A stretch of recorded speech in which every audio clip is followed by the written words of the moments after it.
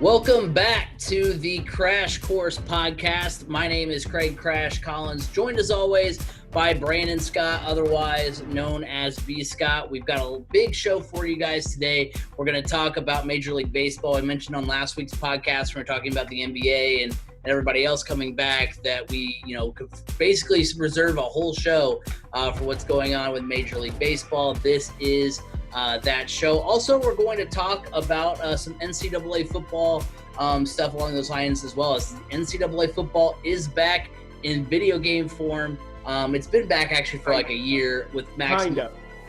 Yes, kind of. In a way. You'll get what we're talking about. This show is gonna have a lot of asterisks on it. Yeah. This is called the Asterisk Podcast. You're brought to you by Crash Course. But yeah, a lot of stuff going on that way. Our motto is, let me check my notes. Oh my God.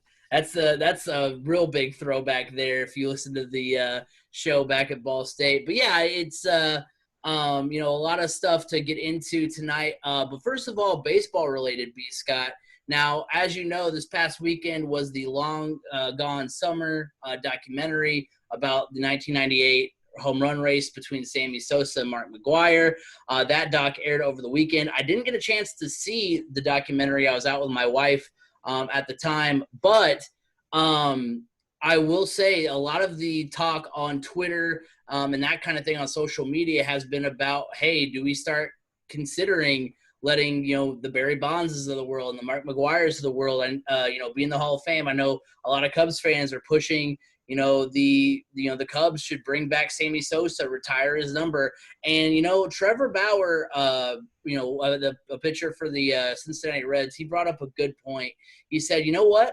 I mean, whether or not you like it or not, I mean, steroids are part of baseball history. And you can do, people have talked, and theorized, a long time about whether or not there should be like a special wing of the Hall of Fame or something like that which, I mean, I know it sounds kind of ridiculous, but like, yeah, but I mean, whether or not glorifying, that's even more glorifying of steroids. I guess in a way, yeah. But I mean, and he brought up the fact that, baseball, there's, people like to bring this up during the Astros thing that like cheating happens all the time. And in all sports, there's some form of getting an edge, which I know that's kind of a fancy way to say cheating, is done by, most teams or majority of teams. It's just how well outside or how far you're willing to bend the rules. Like you accept that there is some form of cheating in all sports, some way to get an edge, whether or not, So basically, I'm just saying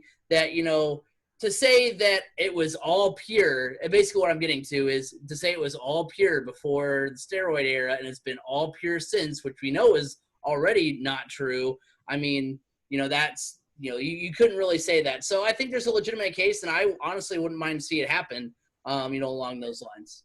Yeah, I would totally say, you know what, it's time for them because they meant a lot to baseball history. I mean, Barry Bonds' record in the Guinness Book of World Records for most home runs, or even in MLB records, that still stands, even though there was steroids involved with it. I mean, that's just the way it is. I mean, yeah, you're not seeing as many home runs these days, but you're also seeing more pitchers throwing up above 100 miles an hour. So there's a lot of changes there as well. I think it is time for the Cubs to bring Sammy Sosa back and retire his number. I mean, maybe not retire his number, but at least bring him back into the fold. And I mean, because he meant a lot to that franchise. My favorite player. The reason why I became a Cubs fan. He's my favorite player. I mean, Mark McGwire meant a lot, not just to the Cardinals, but he meant a lot to the Oakland A's. He meant a lot to the Cardinals. Barry Bonds meant a lot to the Giants. I mean, there's just a lot that these. Well, in particular, looking at the documentary, I didn't see the documentary either yet. That's on my to-do list for some evening this week. But I vividly remember that home run race. My fifth grade teacher, I was in fifth grade at the time, and he was a huge Cubs fan. I remember vividly, I mean, he would turn on the Cubs games in our classroom because, we had cable. And so we were able to turn on or even if we didn't have cable, I think we were still able to watch WGN. And they broadcasted every single Cubs game at the time. And so we would have those games on in the classroom every single day, had trackers up on the the whiteboard in the classroom, keeping track of how many home runs Sammy had, how many home runs Mark had, and keeping track of stuff. I mean, he was creating math problems help for us trying to figure out when somebody could possibly break the record, or how many home runs does Sammy need to hit to surpass Mark McGwire and break the record with this amount of game left. It was, it was a big, big deal. And that was one of my first introductions to Major League Baseball at the time. So I even had a tracker. Like we created trackers in class. So we had you kind of, those countdowns that kids make with paper rings for Christmas. We had those. We made those. So you tore a ring off every time one of them hit a home run on their ring, on their chain, and whoever got to the top first broke the record. So, it was a big deal. I feel like that race was a bigger deal than when Barry Bonds was closing in on it. Mostly because Barry Bonds, it was just a one-man show.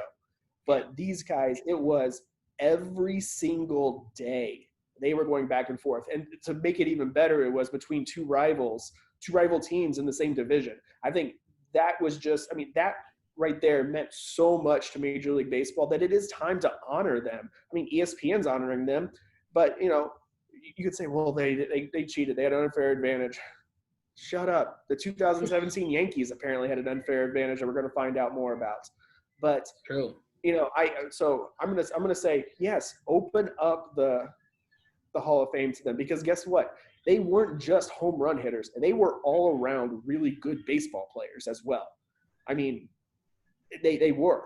Well, our good friend and former Cardinal College Game Day co-host Brandon Pope brought up the fact that, hey, Barry Bonds was good before, he was, all the supposed steroid stuff, and the fact that, if we're going to let the Astros keep their World Series championship, then, I guess no one's taking away any of those guys' records, but if we're gonna let the Astros be honored as the 2017 World Series champions, we can honor these guys, what they meant for baseball, because a lot of people credit, that home run race and, Cal Ripken Jr., who's not part of the steroid thing, or at least as far as we know, him chasing down Lou Gehrig is what kind of revitalized baseball out of the strike. And so, well, yeah, right now you're gonna hear a lot about '94 and everything, and yeah, that really did. That brought a lot of fans back, put them in the seats, and really brought TV ratings back up. I mean, that was a big, big deal. Now, do you want to open up the Hall of Fame to everybody that's had any kind of issues? No, I'm still going to be on that bandwagon of Pete Rose does not need to be in the Hall of Fame, because for me, Pete Rose, even though there's no proof that he may have rigged any games or played poorly to shave points or anything like that. But see, here's the thing. So here's where we disagree on this, and I'm glad you brought that up, because if you didn't, I was going to. Pete Rose, he always betted for the team he was playing / managing for. So he never bet against his – so, he never was like, hey, I'm the Reds manager. I'm going to bet against – the Reds. I'm going to intentionally put in my worst reliever in this bases loaded situation, because I know that he's most likely going to throw a wild pitch to let the runner score from third. It wasn't anything like that. So I that's where for me, because I don't have a problem. That's where we differ on this, because I actually wouldn't. I don't. I see what you're saying, where you have to draw a line somewhere. You can't just be like, well, now that we let all the steroid guys in, let's let anyone who ever did anything wrong ever be allowed in. But at the same time, Pete Rose is another one where it stinks that your home run record holder and your all-time hits leader are both people that aren't going to be allowed in the Hall of Fame, or right now aren't in the Hall of Fame. Right, and I think they deserve it. You can probably sway me on the Pete Rose thing. I'll be honest. I don't have a hard stance on that, mostly because I don't know all the facts when it comes to the Pete Rose incidents. So you can probably change my mind pretty easily on that one. But the only thing for me is, I don't mean to cut you off. The only thing for me is that, where it's a little bit more palatable, is that the fact that he bet on his team. Because absolutely, unequivocally, if he was doing that, where he was intentionally throwing a game, or doing, what the Black Sox did, the Black Sox scandal, the 1919 White Sox. There was an NBA official Yeah. that was Right. accused recently of gambling on games that he was officiating, and it was proven that he was swaying the outcomes Right. of those games by his calls. So yeah, things like that totally makes sense. But yeah, I mean, like I said, I don't have a hard stance on the Pete Rose thing. You could probably change my mind pretty easily. As a matter of fact, you probably are, just with what you've said so far. But I'll tell you what. Even though I haven't seen the documentary yet, leading up to the documentary on Sunday, ESPN was airing different things from 1999 season, including the 99 home run derby. So, but overall, it was really good just to see baseball back on TV. And the way things are going right now, I know we're going to talk about it, but I have a really bad feeling about it right now. Before we get into all that, let's go ahead and get a word from Anchor. So yeah, as B. Scott alluded to, it looks kind of bleak for Major League Baseball right now. I'm not, as a big, huge baseball fan, I know that I'm just, I don't know what to think right now. I mean, I know, where my stances are and things like that, but it still just stinks for the sport. Basically, as we get into the state of Major League Baseball, there was an article from Jeff Passan released on Saturday. The MLBPA executive director, Tony Clark, basically released a statement that said the players have agreed to make concessions and have tried to ensure the fullest season possible since March, but they feel like the efforts have fallen on deaf ears. A quote from the article says, owners have decreed that the supposed unprofitability of owning a baseball team, and the commissioner has repeatedly threatened us to schedule a dramatically shortened season unless players agree to hundreds of millions in further concessions. Of course, this was right on the heels of, an MLB TV deal that we'll get into here in a little bit. The MLBPA requested information on that deal, but we're never given any information. And then they basically ended that talk with saying further dialogue between the league will be futile, and it's time to get back to work. Just tell us when and where. Of course, this is after a March agreement was made between the two parties, which allowed MLB to set a schedule, which could be around 50 games with full prorated salaries worth around $1.25 billion for all clubs involved.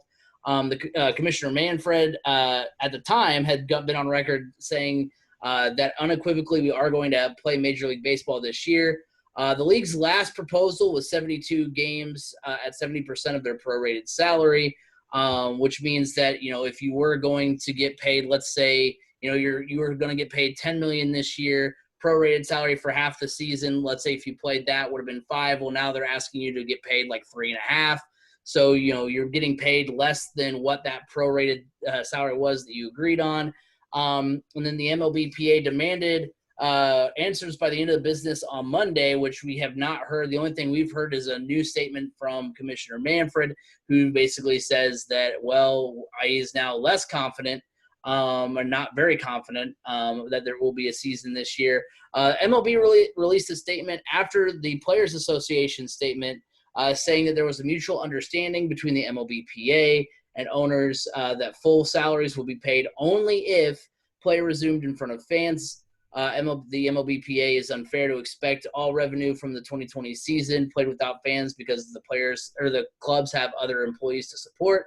And then they had said at the time, we will evaluate the union's refusal to adhere to the terms of the March agreement, and after consulting with ownership, determine the best course to bring baseball back to our fans.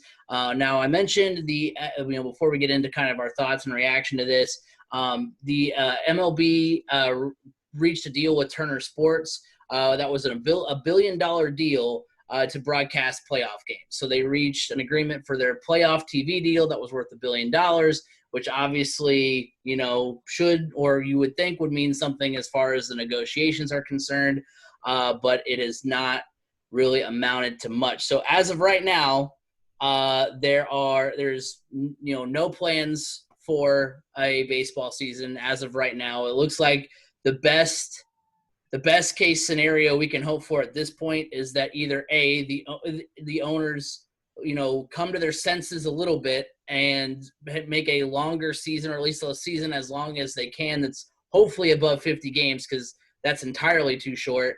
or they're just going to make the flat 50 games, and you just can kind of make of it what you make of it. And I'll try to come up, before I get into my full reaction here, I'll try to come up with a couple of nice things to say before I get into some of the things that maybe aren't so nice. So we've said it on the podcast before that without a doubt, Major League Baseball, and in the sports world, of course, it's Major League Baseball that is having the hard time coming back. The two sports that are probably the most, the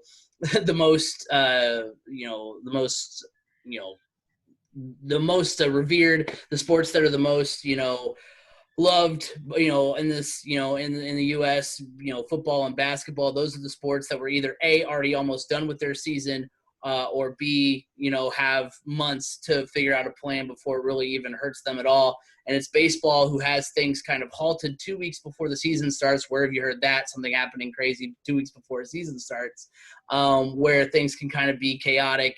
And you kind of have to go, by the seat of your pants and try to figure things out. So baseball already started behind the 8 ball in that regard, although you'd like to think that that would have been kind of a light under the fire to say, hey, this is all the more reason why we need to strike while the iron's hot, figure out a situation. It's one thing if, it's kind of like the basketball thing where they're like, well, hey, we'll be able to make a decision once we have, more information on testing and can make sure it's more widely available and that kind of thing. It'd be one thing if it was an issue of that, but as far as I know, this has been a purely labor negotiation. And then the second thing that I want to say that can kind of be pro owners, because I definitely am not pro owners, but the one thing that I can kind of understand a little bit more of their side is whether or not there was a discussion about, deferred payments on the prorated salaries.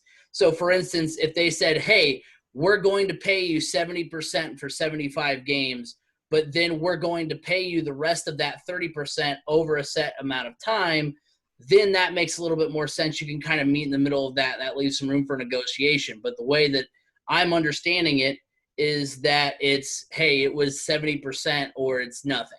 It's, you're getting 70% of a lesser salary that we've already agreed to, because that's the other thing is the fact that, it's not really, it was never really said that it was only contingent on fans being in the stands, that's where you would get the prorated salaries. I feel like that would have come out before the statement, after all the negotiations breakdown, that you finally said, hey, by the way, it was only if there was fans. That, that's kind of, it seems like a cop out for the owners. So, I don't want to ramble super long on, as far as like, I feel like I'm rambling a little bit already, but it's just, it's frustrating if you're a fan of baseball, because you have owners that are, last week coming out and saying it's not profitable to own a baseball team when you guys are supposed to be, businessmen. You guys are supposed to be making smart financial decisions.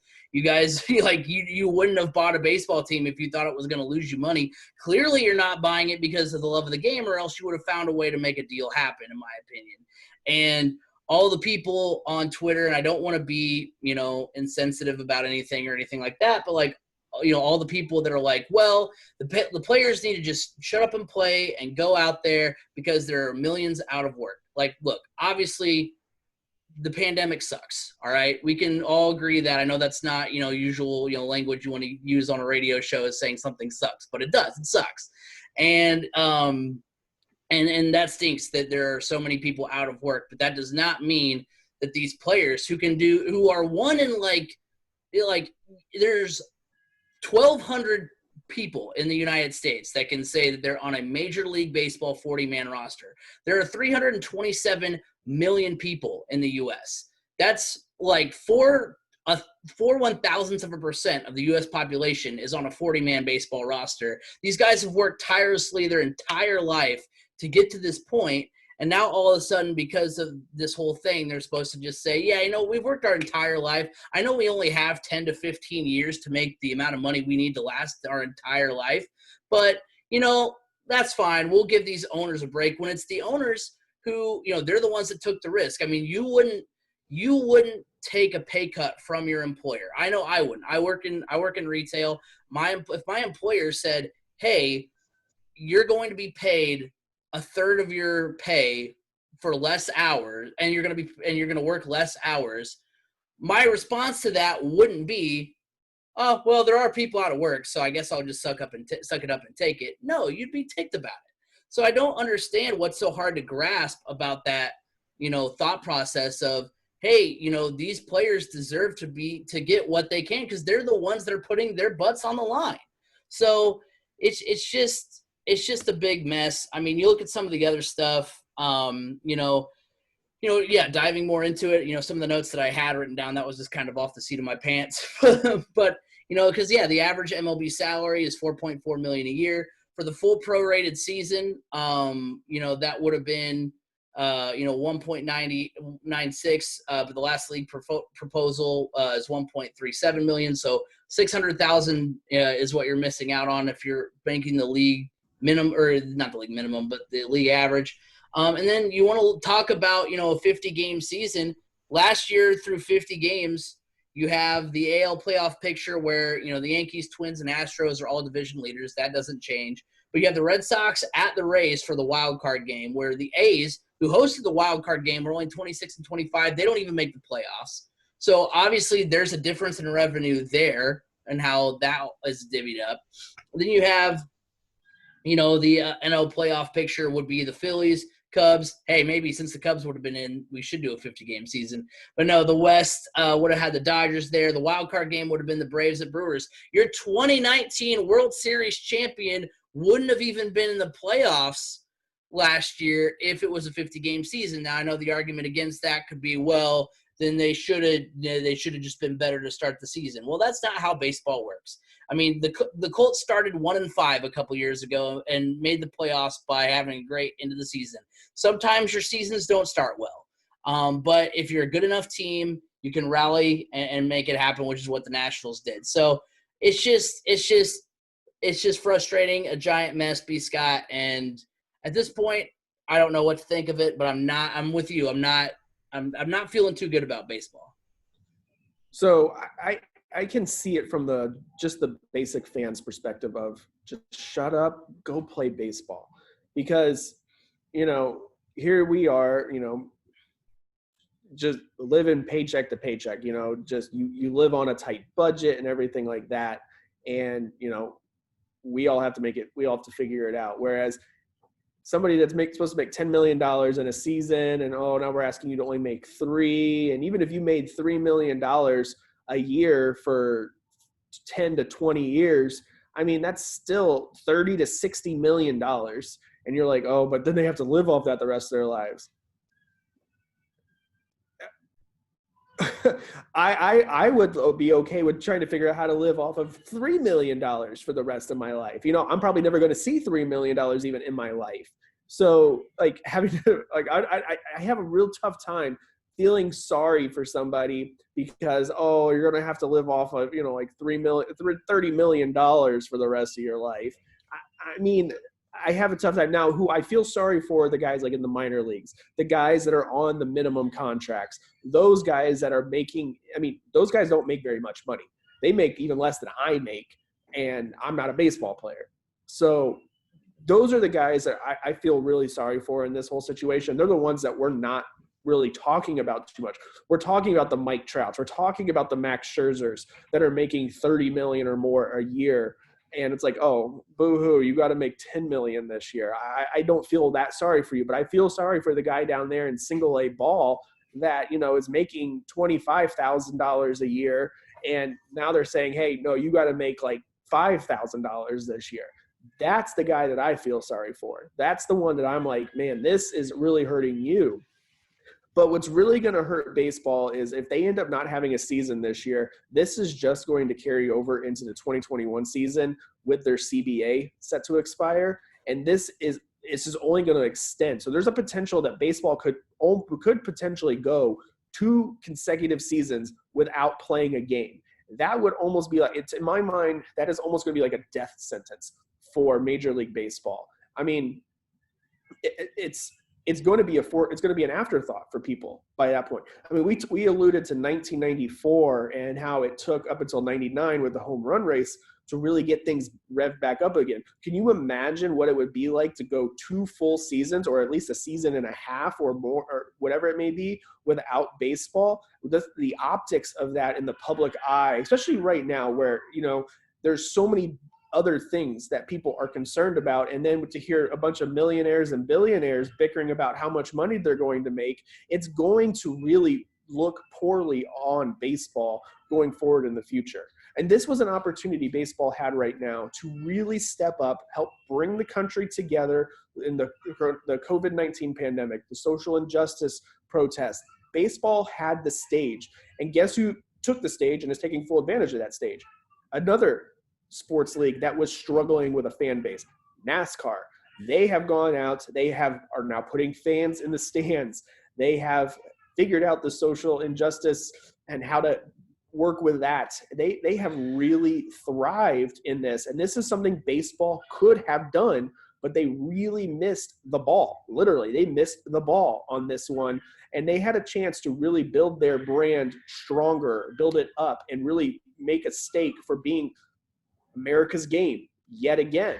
But they missed it. They missed it big time. And NASCAR is taking full advantage of it. And you're seeing new fans come into that sport because of everything that they're doing. It's really tough for me when I look at it. It's like, baseball, you guys had an opportunity here and you whiffed.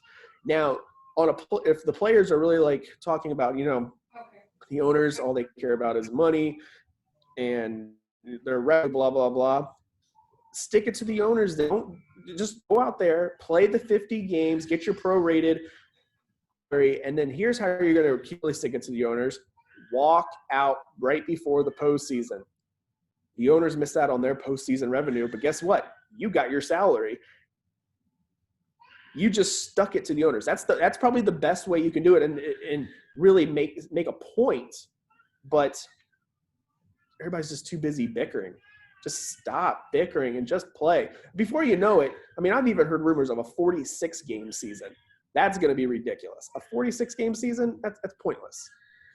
See, I think we're getting lost, I think, in a lot of these points is the fact that a lot of people are looking at baseball players versus your life more than they're looking at baseball players versus the owners. Because, yeah, it's been a lot of bickering. It's been a lot of back and forth without getting a lot done. But what it's been the owners basically continuing to propose the same thing.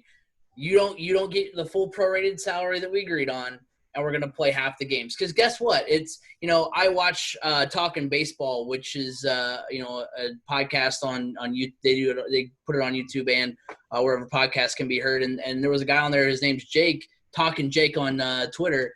And he was saying that, hey, the 48-game thing, that the league could impose, the 50-game schedule is a big bargaining chip, because for all the owners that say, hey, it's not profitable to own a baseball team, well, then why do we play 162 games? Well, it's that long of a season so we can have butts in the seats, and that's how we are profitable. So it is profitable when we have a season that's, excruciatingly long, but when we have a short season, that's when we want to penny pinch and do all that kind of thing. So, but like I said, I think that's where we're kind of missing. We're missing the ball in the sense that we're looking at it as, well, these players have it better than I do, so they should just go out and play. Where it's like, well, guess who has it better than the players financially? The owners, and they're the ones that are penny pinching and trying to trying to basically get out of the risk that they signed up for by buying a baseball team.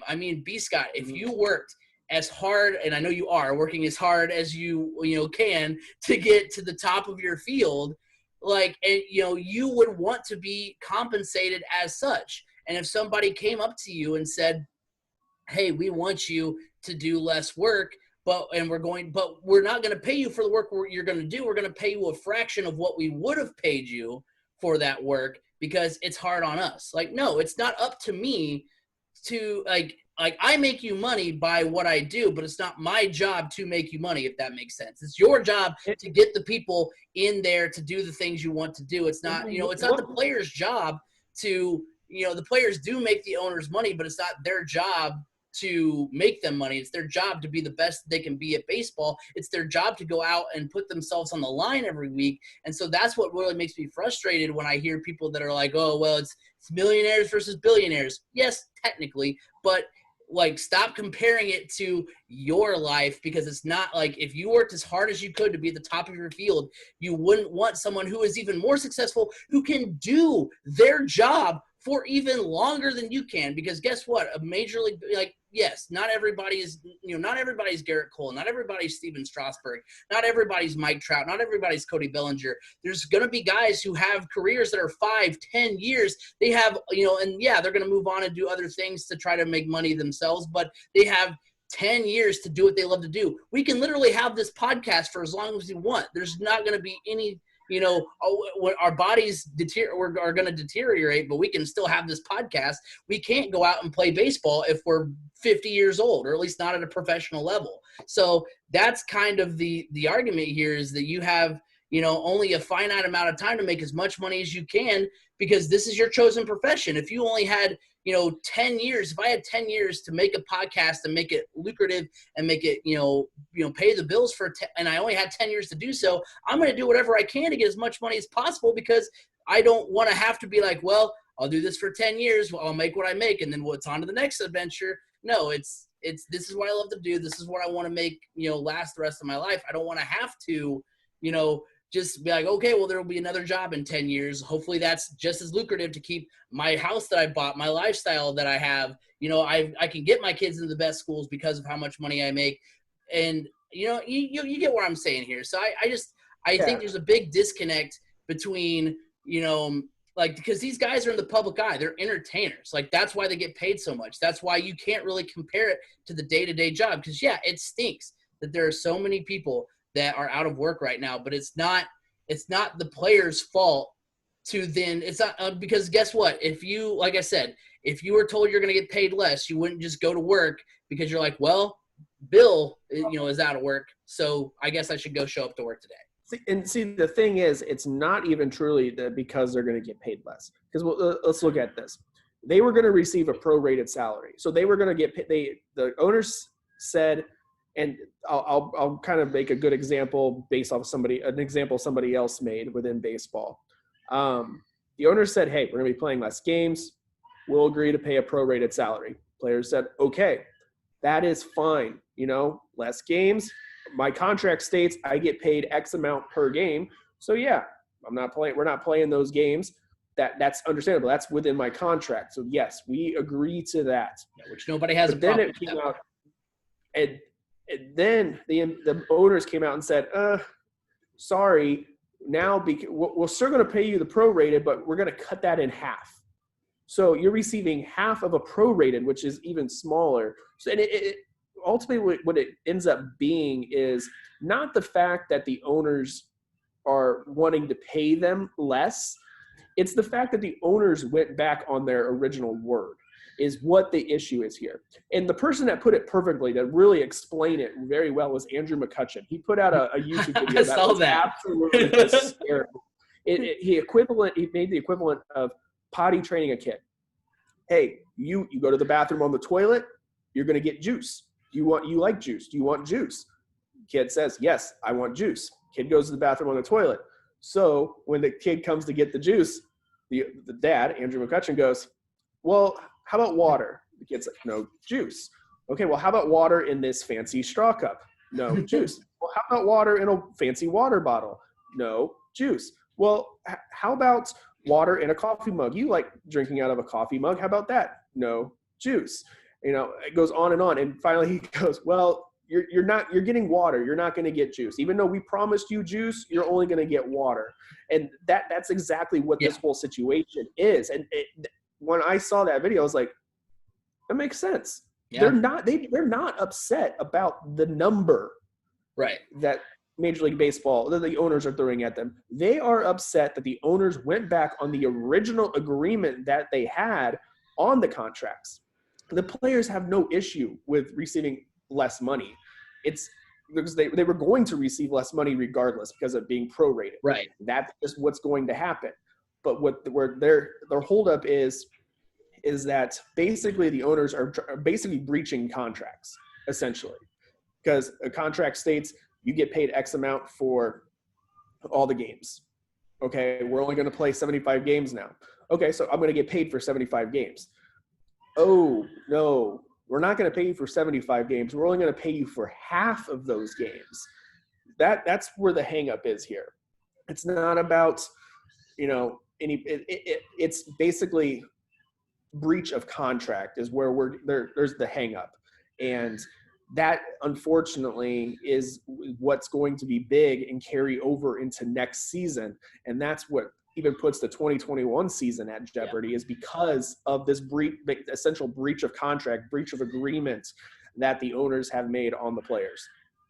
Yeah, and it's a scary thought about what could be in a couple of seasons. And that's why I said I'd really like to know if there was any talk about deferred payments, because I feel like that would have solved. My guess is no. My guess is no too. But yeah, because I feel like that would have solved a lot of problems. Because if you were to say, hey, we're only going to pay you 70% of your prorated salary this year, but next year, even without interest, we're going to pay you five. We're going to lop on to the end of your contract, however many millions or whatever you were supposed to be paid, on to the next few years. Like, that would have made everything, I feel like, a lot easier to take. But let's go ahead and get into hot or cold. Have some questions here about Major League Baseball. First question: the players come out of negotiations looking better than the owners. For me, that's a hot take. I think the players, to me they do. I know the general perception may not agree with me on this, but again, I've been very pro player through this whole thing, just because, again, these are the guys who are out there taking the risks. These are the guys out there putting their health, their future health, their family's health at risk by playing, in this, in the state of the world, in this, coronavirus world that we're living in. And I make the point that, again, like we've talked about, where, the owners have gone back on what they've agreed on, the fact that, the owners, you can own a baseball team for 30 years. You can't play professional baseball for 30 years. I think the longest career that I've, known of recently is like Jamie Moyer played like 22 seasons. That's about as long, you can maybe stretch a career 20 years. And that's if you're, like we've talked about, the Garrett Coles. If you're like a relief pitcher. Yeah. You can make it work. But if you're Octavio Dotel, who played for, or Tim Wakefield, and your job is to throw like a 50-mile-per-hour ball, just like lobbing it in there. If you're Edwin Jackson, if you're a knuckleballer, if you're somebody like that, then yeah, you can make it last a while. But these guys have to make. Because if you think about it, I mentioned that the salary for an average player is $4.4 million. Let's say the average career span is 10 years, and that's pushing it. That's 40.5 million. If you stretch that over the course of 40 years, let's say that the rest of your life, let's say you have to stretch it over the course of 40 or 50 years. Then that's, I understand it's still $1 million, but at the same time, you're looking at, if we're going to, compare it to real world jobs, that's what CEOs get paid. And that's what, lawyers. Nobody's crying for CEOs either. What's up? Nobody's crying for CEOs. That is very true. Very true. But yeah, I'm just saying that's, it looks like, oh my gosh, it's, millions of dollars. Yes. For the Garrett Coles of the world, yes, it stinks. He doesn't want to get paid $10 million for a season where he's supposed to be getting 35, 30. Yeah, that sucks. I understand your point there. But, it's, again, like you said, it's not about them. It's about the guys that are, at the AA level that, they may not ever see that. There's a kid that went to my high school who, I think at this point, because he's never been called up, can't, or at least can't, by the odds, get that big pay, that big salary. So he's going to have to, he's relying on that salary that he normally would get from a baseball season. That's kind of going by the wayside. So for me, the players come out looking better, but I know that that's not necessarily the general consensus. I agree. I think this is a lukewarm take. I think if you really step back and take a look at really what's going on and really what everybody's fighting about, then yes, the players are going to ultimately come out on top. They're smelling better, obviously, because it was the owners that, basically were having a breach of contract. And also, as this goes on, the owners are like, oh, it's just too much of a risk. There's too much loss. It's like, I don't know much about business, but I do know one of the first things you look at when you're starting a business is risk loss analysis.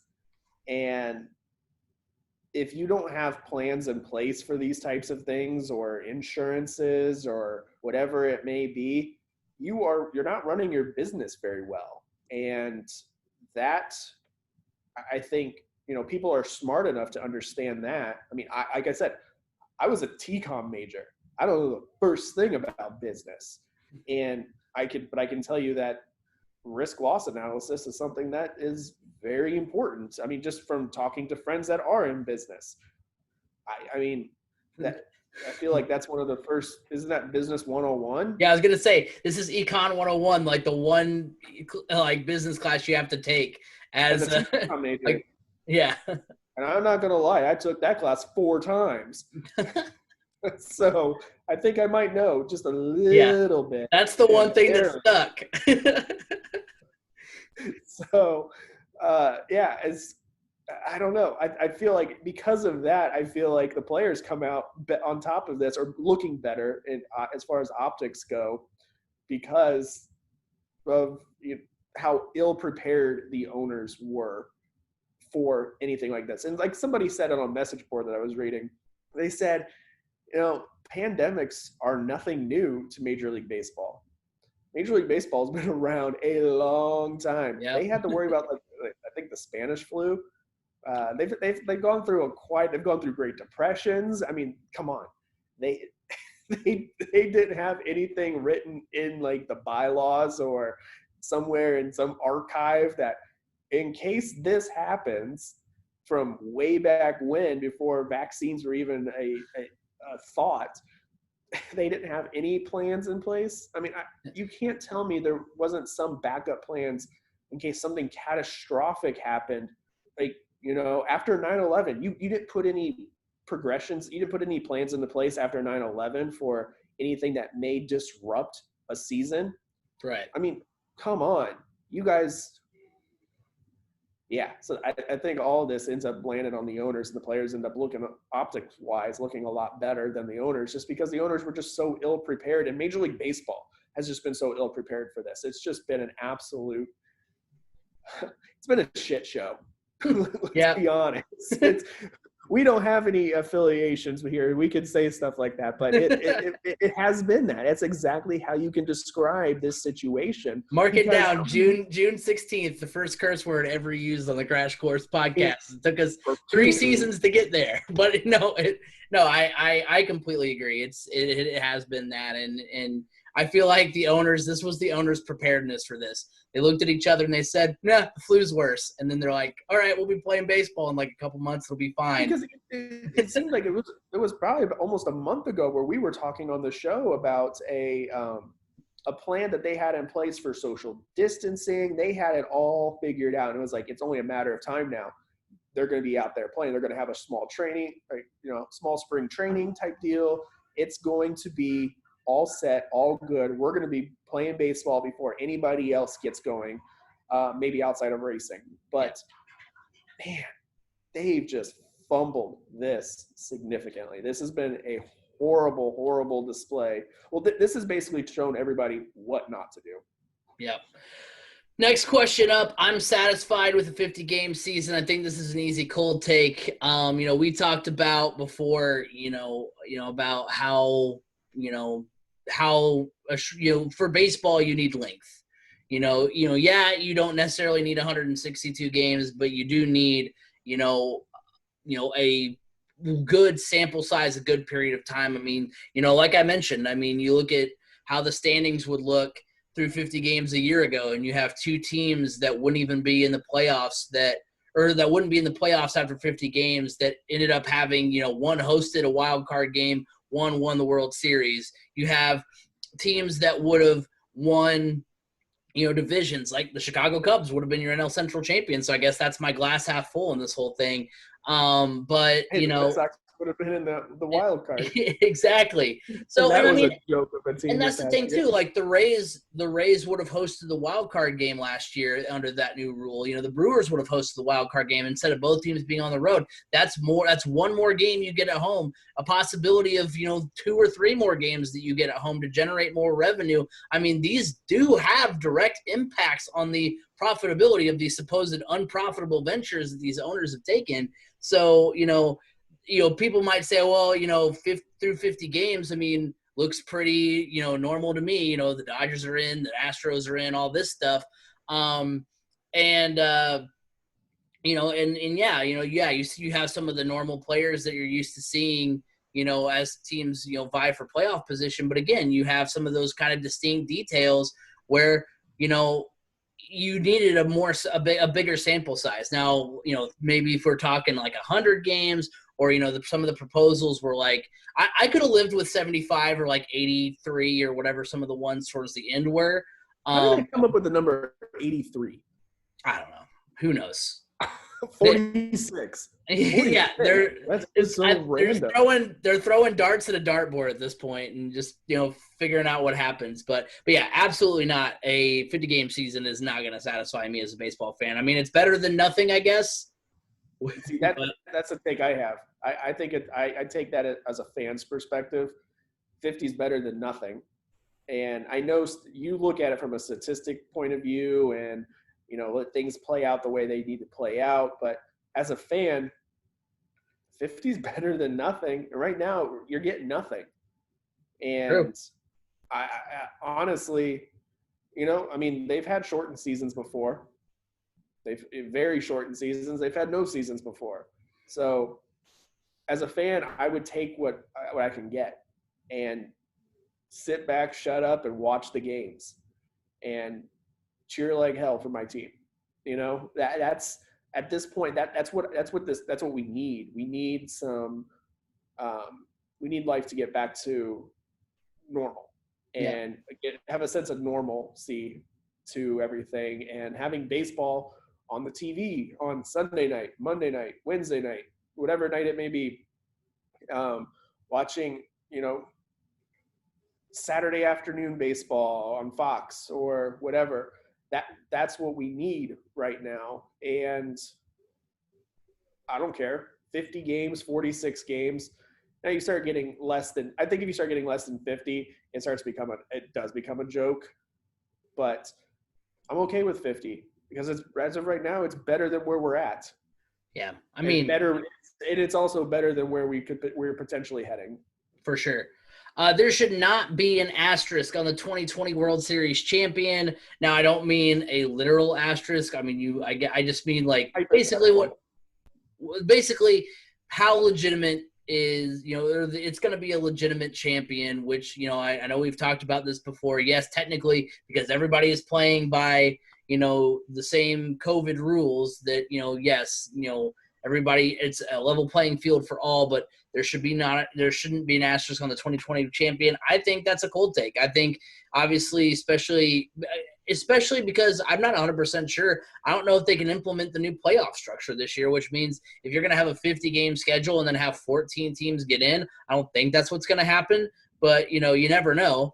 And, it's just going to be, especially with 50 games, it's better than nothing. But from that statistical perspective, from that perspective of trying to weed out who's the actual best team, because guess what? If the Royals get hot and have a good, first 25 games or good 20 games, that can set them up to be a playoff team and take it away from, a team that actually was a playoff caliber team. And I understand, go out and win your games. But again, not that easy in baseball. It's one thing in football, hey, you get off to a 1-3 start. That's kind of your own fault. You know that you only have 16 games to figure it out. In baseball, if you're used to having time to get into a rhythm, get into a groove. That's what we are used to seeing. And if you get, again, bring up the Nationals last year. Last year's the Nationals were 19-31 through the first 50 games, and they go on to win the World Series championship. So I mean, do I say there should be an actual asterisk in the record book? No, but I don't. I will not. I won't be I won't be obnoxious about it and be like, not my World Series champion. But I definitely will not feel legitimate in my mind. And I thought about this the other day. So I was like, you know what? The team that I would be the most okay winning the World Series in a 50-game schedule would be the Los Angeles Dodgers. And here's why. Because the Dodgers they go up against the 2017 Astros, who are cheating. They go against the 2018 Red Sox, who, yes, they did also get caught for cheating, but they were also a buzzsaw.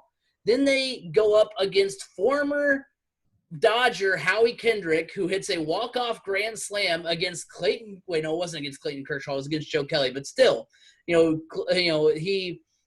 go up against a former player who ends up hitting, a go-ahead grand slam to knock them out of the playoffs again. So the year they finally can get it done, they can finally exercise the demons. It's in a year where they're like, yeah, it doesn't really count anyway. It was only 50 games. That would be the most Dodger thing to happen to this iteration of the Dodgers, that I can think of. So that would make it at least a little bit more palatable for me, as if it was like, okay, the Dodgers finally get theirs. We can say, well, hey, yeah, you know what? They may have had their championship happen in a season that's kind of wonky, but at least, they get theirs when they probably should have had theirs in 2017. I think this is a cold take. I don't think you should put an asterisk on it because, the pandemic, to start things off, was out of the control of anybody involved. Now, where they're standing right now, that is all man-made trouble that they're in right now. But as long as they're able to get, I don't think they're going to implement they wouldn't implement the new postseason plan for this year. This year is just let's get it done. Let's do it. And let's start fresh in 2021 with a new CBA and new format for the postseason. This year it's a wash. But if you are still able to get in a full postseason the way it has been in the past, I don't think you should have an asterisk on it, because guess what? Regardless of it being 50 games or 100 games, the best of the best are going to rise up to the top, regardless. Even when it comes to October, yeah, you could say, well, last year after 50 games, the Nationals weren't even in the playoff picture. Yeah, you're right. You're right. But you play the season that's in front of you, plain and simple. And this year everybody's going to be at the same disadvantage. They're not going to have they're going to have this long off period. They're all going to be coming back and playing a shortened season. So it's not like, well, this market was having to play a shortened season where this market could actually play more games. Everybody's in the same situation and in the same boat. And some teams do like to dip their toe into the water and kind of wade in onto a season, whereas other teams do come out of the gates hotter. And that's something you see out of certain teams year in and year out. So this year it's going to be much more of a mad dash. And you make the playoffs because you played well enough to make the playoffs. It doesn't matter if it was a full season or half a season or a quarter of a season. You still played as a playoff caliber team for the games that were on your schedule. You got into the playoffs. You still got to go through the playoffs the normal way. And guess what? The teams that are going to make the playoffs, you're still going to see the Yankees. You're still going to see the Dodgers. You're still going to see the best of the best teams, because guess what? Those teams come out of the gate hot and they play hot all season long, and that's just what they do. So they're still going to make the playoffs. And if you have a World Series of Dodgers versus Yankees, you're not going to put an asterisk on it, hypothetically or actually, because it was a shortened season. Because regardless, we could have played a full season And it still easily could have been the Dodgers versus the Yankees when it's all said and done, with either the Dodgers or the Yankees winning the World Series. And ultimately, the best of the best rises to the occasion, no matter what. It happens in any league that a team comes out of nowhere potentially and has a really good season that nobody expected. Like last year, did anybody really truly expect the Nationals? No. But hey, if we have a shortened season and the Kansas City Royals come out of nowhere and they play hot and they have to continue to be hot into the postseason. Just because they're hot for 20, 25 games doesn't necessarily mean that streak carries over into the postseason. They still have to play well in the postseason and beat the best of the best that have made it. You were the best of the best of your season that you played, regardless. Yeah, I mean, and that's fair too to say that, well, hey, everybody goes into it on this, knowing that it's 50 games, because that is true. If everybody knows, hey, we're playing as if it's the last 50 games of the season, not the first 50 games. So that's a fair point. So I do understand it from that perspective.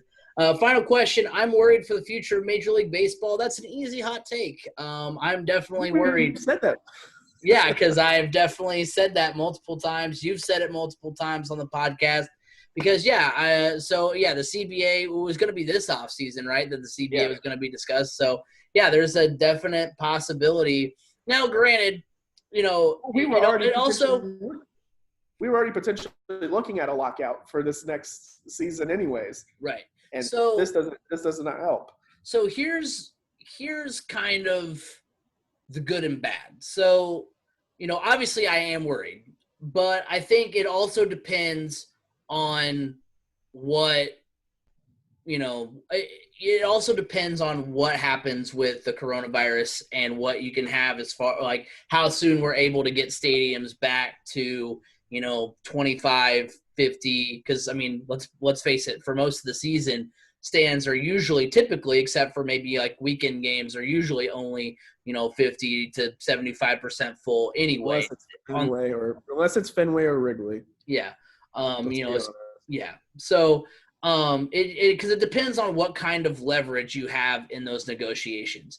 Obviously, right now, nobody really has leverage because no one's getting fully what they want. No one's getting paid what they want to get paid. No one's making what they're wanting to make.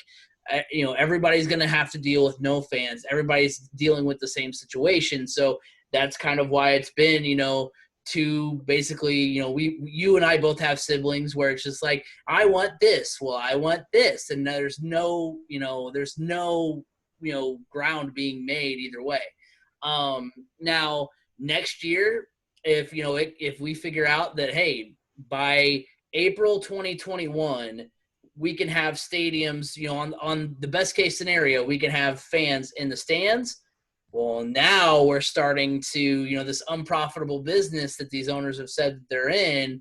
Now, all of a sudden, we need to make sure we're back because all of a sudden it's profitable again.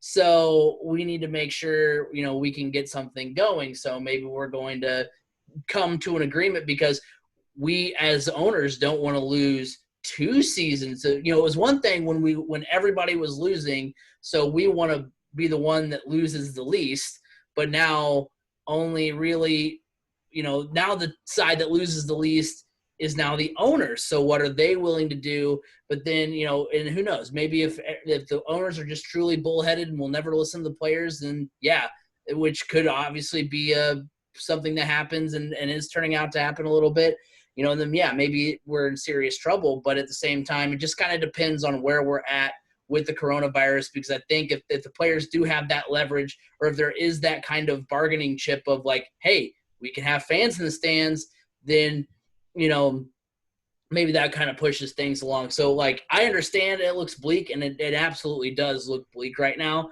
And I definitely am worried, but that's kind of the one, like, glimmer of hope at the end of the tunnel that says, like, hey, maybe once things kind of do return to a sense of normalcy, maybe that's when, we can get – because, I mean, obviously labor negotiations happen in all sports, not every year, but, every, 5 or 6 years or so, and where you draw up a new CBA and that kind of stuff. So it's not – and very infrequently has it ever led to a stoppage in play. Obviously, you've had the NHL lockout, you had the NBA, shortened season, you had the NFL lockout, so you've had, the strike in '94 for baseball. So all the major sports have seen it happen, but it happens very infrequently. So if you can find, next year, if some things are looking a little bit better, then maybe that's going to kind of push things along a little bit. I don't have the same outlook. It's the owners. The players have lost trust in the owners, and the owners have proven that the players can't trust them. And it's going to take a lot for that trust to be built back up.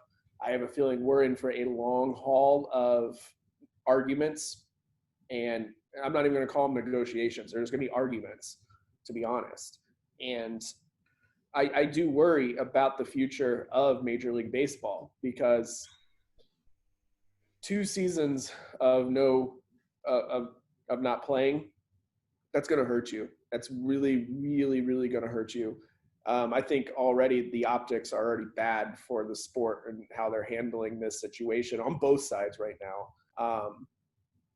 But yeah, the future is bleak if they can't figure out a way how to come together in a time where they had the potential to really stake a claim in the sports world in America.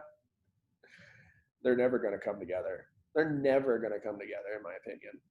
I think eventually they're going to be forced to come together, but this is going to be a same situation every single time something comes up where a CBA is getting ready to expire. It's just going to be ugly every single time. And I mean, is this going to hurt franchises like the Chicago Cubs or like the Boston Red Sox? Probably not, because those fan bases are just diehard to begin with. This is going to hurt fan bases this is going to hurt teams like the Tampa Bay Rays, the Miami Marlins. This is going to hurt those teams, those franchises that struggle to even get people into the stands for a World Series, and those are going to be the ones that are going to suffer the most. So it's unfortunate, but this could potentially really change the landscape of Major League Baseball. All right, so that was super bleak. So we're gonna go. I'm being honest. Yeah, no, I mean, and you're right. I mean, there's nothing that you said that I'm like, no, I don't think it. No, like, yeah, it's all valid points. So I'm right there with you. But hopefully, like I said, hopefully that there's a couple extra bargaining chips that can kind of push things along, but we'll see. Before we move on to some, happier topics, or at least a happier topic, remind you that you can follow us at Crash Course FM on Twitter, like us on Facebook, Crash Course Podcast. We have a YouTube channel now, so go check that out, Crash Course Podcast on YouTube, and you can hear us on Tuesdays wherever podcasts can be heard. So on to the good news that we wanted to talk about. So college football is back in a way on console. This is an asterisk. So there is a game we've talked about it on the show before. Both of our love for NCAA football, that gaming franchise. We've played each other a few times. In that game, it's a very fun game. It would definitely. Who won? Yeah. B Scott usually wipes the floor with me. I am like buying in the SEC hype. I'm like, let me pick Georgia, and you're like, you stay true to your colors. You pick Ohio State, and I stay true to my Big Ten colors. Yeah, your Big Ten colors, and you end up coming out on top. So, because we've talked about this before, that was when they had Zeke, right? Did they have Zeke that year that we played, or no? Yeah. No, that was more recently. So that was like playoff era. So it was. I think this was like Boom Herron. Yeah, I was trying to remember the running back. Yeah, I think. I think it was like Terrell Pryor though. Yeah. Was the quarterback. Yeah. So yeah, we have a lot of memories. Terrell Pryor. Wink, wink. It wasn't Terrell Pryor. Yeah. It looked like him. It was his number. That was quarterback number 2 for Ohio State. Yeah, quarterback number 2, who we are going to rename when you do generic names. Yeah. Smithton Weston. I don't know. They were just random. Oh, my gosh. AJ Giles. Yeah, what? Sure it is. Okay, Um, that's Terrell Pryor. yeah, that's very blatantly Terrell Pryor, which I always thought it was weird that they had, people like actual cover athletes too. So I was like, Yeah. wait, if you can't have Tim Tebow in the game, you can't. Well, you have him in the game, but you can't say he's in the game. But he's on the cover. Like, how does that work? So I don't know. I never understood that. But we've talked about our love of that gaming franchise, quite a bit. So last year, I don't think it's been around longer than the last couple of years, but there's a game called Doug Flutie's Maximum Football as an indie game in 2019. It was only $30, but it had a lot of bugs and issues. Well, on Saturday, the good news on Saturday, before we got the MLB news on Saturday later on in the evening, they sent out a tweet that said, "We heard you loud and clear. The community drives the development of our game. That's refreshing to hear, and that's why we included your most requested features for Doug Flutie's Maximum Football 2020. Now, some of the features is team customization, and we'll get to why that's important here in a little bit. Season mode, there's a season mode where you can have 32-team pro football structure. There's a dynasty mode where you have conference championships, rankings, bowl games. But here's the thing, B. Scott. I talked to you about this before we got into things here. The reason why the customization part of it's important is because all 130 teams are fictional in game. So you can play with 130 college football teams. And when I originally read, like, hey, you can play with 130 football teams, I took that as to mean, hey, there's all, 130 actual, there's going to be Auburn in the game, Alabama, Purdue, Ball State. I thought all the teams were going to be in it. I was so excited. And then The Jeffersonville Jets. Yeah, the more I read on it, I was like, oh, these are all fictional games. They're all fictional teams. The Kalamazoo Sharks. There's like one, like, and it's funny too, because they kind of do the NCAA thing where they're like, there's a team, like there's like the Louisiana Jesters, but they're like purple and gold. So it's like, they're not LSU, wink, wink. The West Lafayette Trains. Yeah, exactly. Oh my gosh. The Locomotives. The Bloomington Rednecks. Oh my gosh. Yeah, that's basically what it is. But the Muncie Redbirds. The game releases in September of 2020. That's around the same time or a little bit after when Madden's going to be released. But you know what? Like, despite the fact that, it's kind of disappointing realizing that it's not 130 actual NCAA teams. So literally, because I'm pretty sure there's no online roster sharing, you're going to have to either customize all 130 teams or customize as many as you want to put in that like 32-team league or whatever. Which is at least a little bit more manageable. I haven't decided like how deep I want to get into it, but I mean, other than that though, I've thought about, because Madden is frustrating. Madden is a frustrating game franchise because for the longest time, I've considered, and I mean, I theoretically could because I'm sure it's only like 10 or 15 bucks now. Like, I've considered going back and buying Madden 16 because that is the last time I played Madden on a regular basis, because the way Madden is that it's so based on animation, so predetermined animation. So it basically will lock you into a scripted result because that's how the game's formatted. There's so many bugs and issues, and they've basically dumped their whole time and process into Ultimate Team because that's where they get the microtransactions, and that's where people are going to spend extra money on the game, where they don't have a fully fleshed out franchise mode. In franchise mode, if you don't get signed by a team, you're forced to retire. Or when you do sign with a team, you just sign for an amount. They don't tell you how much you're signing for. Or, you have, you don't even have, you do a franchise and you have to pick, who you want to be, if you want to be a player or coach or whatever. And, there's not really a coaching carousel. It's very, they've put a couple of new features, like their Face of the Franchise this year was at least a step in the right direction. But you can tell, like, the only thing they really care about is Ultimate Team because that's what makes them extra money, which, fair enough, that's fine. But every year the game feels like it's a middle finger to fans because they're like, hey, guess what? You know what? What else are you going to do? What other game are you going to buy? We're the only game in town, so you have to buy our game. And now Maximum Football comes out, and I'm like, you know what? I think I I think I may do two things. I may buy Maximum Football for however much it's going to be. Hopefully it's still, around the $40, $50 mark. And then I'm going to go buy Madden 16. And then that's going to satisfy all my football needs, because the reason why Madden 16 was so good, the reason why I get so frustrated with Madden games is because, B. Scott, you remember back in the day when you played, NCAA Game Breaker, 2002 or whatever it was. All you had to do, I remember doing this all the time with USC because they had Carson Palmer and some of the other greats there, where I would just run, a Hail Mary or all go or whatever you want to call it, and you would just lob it up to the receiver. Four verticals. Yeah, that's what they call it now. 4 verticals. And you would just lob it up to your receiver, and they would catch it 90% of the time. I understand that that's broken, and I'm glad that's not truly in the game anymore. But now it seems like unless you pass to a receiver that, first of all, the running game is non-existent, and if you pass to a receiver that is not, standing by himself in like a 10-yard bubble, it's either going to be dropped, tipped, or intercepted. That's just how it's going to be, because that's how the game works. And that's why Madden 16 was good, because that was the first year they introduced they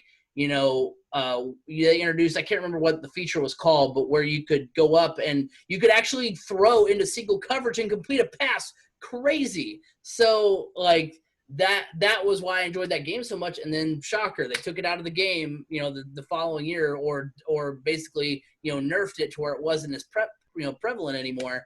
And now the game's back to not being so great. So I'm actually really excited, to see what this game has to offer and for the future of that game. I'm iffy here on it, mostly because for me, I loved playing in the college atmospheres, and I'm a huge, huge college football fan. So getting to play in certain stadiums was fun. True. That was a fun aspect for me. So getting it bugs me even when I'm playing MLB The Show and I'm on the road to the show and I'm playing against the Indianapolis Indians or something, and they have them playing in some kind of rundown town out in the middle of nowhere, and that's Victory Field. I'm like, that's not Victory Field. I mean, you could have at least had the backdrop be a city. Real quick, let's just address the fact that those NCAA football games back in the day had all 130 stadiums, like each individual stadium. Why can't they're in some of their big traditions. Yeah. So why can't that I've always, my mind has always been boggled why that can't happen in MLB The Show. Like why we can't have, or at least AAA. I'm good with AAA. I'm okay, but I don't know the first thing about AA parks. I don't need to play. I live in that town. I don't need to play in the this actual stadium of the AA Altoona Curve. I don't need to do that. But I would like to play at Victory Field. I don't understand why 30 Victory extra Field's been named one of the best minor league ballparks year after year after year. So, or at least make it as reasonable as possible. I know you want to make it generic, but in MLB, the Road to the Show 20. Seriously, it is played in a Victory Field's backdrop is a run down town, old mining town. It is horrible. Do some research and at least know that it's a city. So these are the same generic stadiums that have been in the game for minor league baseball for years. So yeah. It's never been not that. But for me, I don't know. The Doug Flutie Maximum Football or Maximum Football, whatever it is. I don't know. The generic teams. I don't get into that. I don't get it. I don't mind that it's QB number 2. Okay, fine. I mean, like we said, we all know who that was. We all know who it is. It is what it is. But it's kind of like when you first be able to create a team in Madden way back. And you had 6 different logos you could pick from, and it was the Sharks, the Jets. I'm like, what is this? The West Side Story? I mean, it's you just snap at each other the whole game. I mean, I don't know. To me, I guess I'm too much of a fan, and I want to experience playing as my favorite teams, in their environments. One of the things I really liked about college football, the NCAA games, was the fact that if your team was bad, your stadium was empty. Yeah. The better you got, your stadium filled up more. I don't know if people realize that, if they notice that. That was one of those things that you could be playing for somebody that, you know, was coming off of a horrible, horrible record. And the stadium was pretty bare. And then over time, as the better your team got, the more people would be in the stands. That was an actual plug-in in the game. And I don't know. For me, if I'm gonna get into college football, playing college football again, I'm going to do one of two things. One, I'm either going to go out and buy a PS4 and then buy the last NCAA football game. And guess what? There is somebody out there that is continuously updating the rosters and just download them for year after year after year and continue on. That's fine. You know, I didn't even really truly play the dynasty mode over and over again. I loved I think it was like Big Man on Campus or whatever that was, where you were a player, you came up through high school, you did recruiting and everything. I really enjoyed that. That was something really fun. So I would do that, or I'm going to sit around and wait for the PS5 to come out and wait for this name, image, likeness to really figure out how to handle that, and sit back and wait for EA Sports to start making college football games yet again. Yeah, very true. Now, the PS4 route is probably going to be a whole lot cheaper than the PS5 wait. Oh, yeah. Oh, yeah. I don't have $1,000 to spend on a gaming system. Yeah, definitely not. So I'm right there with you. So, but the question is, if you could buy one football game this year, Maximum Football 2020 or Madden 21, which do you buy? First of all, I forgot I was going to mention this. Nice subtle dig at me, by the way. I'm too much of a fan to enjoy that crappy game that's going to come out and not have my team. Sorry that I just like football, B. Scott, and I'm glad there's another football option rather than Madden, because that's the way I'm going. I'm going For me, I'm too lazy to go through and make the changes. Yeah, true. Well, I mean, I don't know. Like I'll probably stop at like 32 because at least I can, because here's what I want. So you guys know that I do that whole 32 team thing. You know, I've made the bracket at least the last couple of years. Like I want to play that out. So I'll do it for 32 teams and play out a tournament that way. Like I'll do that part. But beyond that, especially because I'll have all fall essentially to make up those 32 teams, as opposed to, okay, the game just released in September. Now if I want to play it, you know, around the same time as everything else is happening, I got to like rush through all these rosters and customizations. That's the only thing that kind of stinks is there's no like ball. You know, for me, I don't even know if I would update the rosters like that. Yeah. Oh my gosh, there's like a whole bunch of math that goes into that, and no thank you. I'm talking about just even going and trying and updating the team look and name. But from what you've explained about it and what I understand is, like, from what you said, is there is no online version. Like there's no online portion. So no, even trying to bring in a Purdue logo or something like that to use, that's really not going to be an option. And I'm going to have a bold black P on there. And so you might as well just call me Permian. True. But yeah, no, one thing too that I want to mention, you talked about the stands were usually empty. What I liked about that, kind of feature is that, like, if the stands were empty, if like the band was playing, you would hear it like echo, which I thought was cool. So it was so many good details. All of their good graphics. EA Sports put all of their good graphics into that college football games. Plain and simple. Oh yeah, for sure. But for a while there, I mean, it was. Madden was like all blocky and looked like you were playing Minecraft almost. And then college football game was like, oh my gosh. At the time where, you know, it was like 720p and then 1080p was a big deal. I mean, this looked like as real as it gets. Yeah, so I'm right there with you.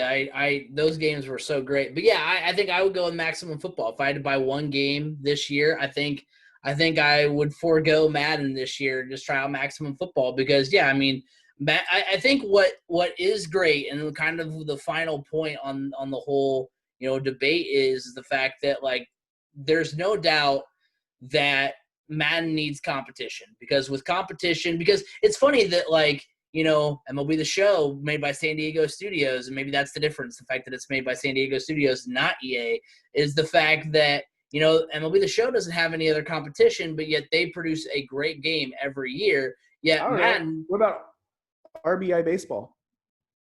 I mean, but see, there you go. So that's picking up steam. That's picking up big steam.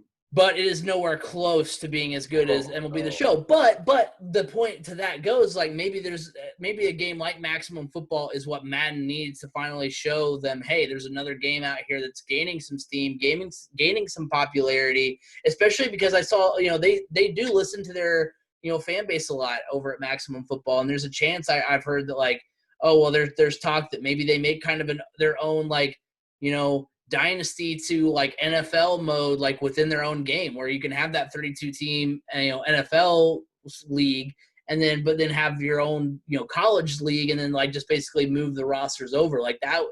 A game that would be kind of all encompassed in the same game, which would be really cool. So if it can generate some steam, I mean, Madden's going to have some competition, which I think they desperately need. Yeah, I think right now I would probably go with Maximum Football just to try it out. I haven't played it before, and Madden's kind of one of those deals that you can honestly go every other year of purchasing because you're not really missing much. Especially, like, I don't know. For me, I don't get into the online gaming with it. I'm more – I play the modes differently, and, you basically end up having to start over, essentially. So it's like, and I can download the updated rosters if I need to, and – that type of stuff. It is what it is. But I think just to try something different would be fun. I don't know.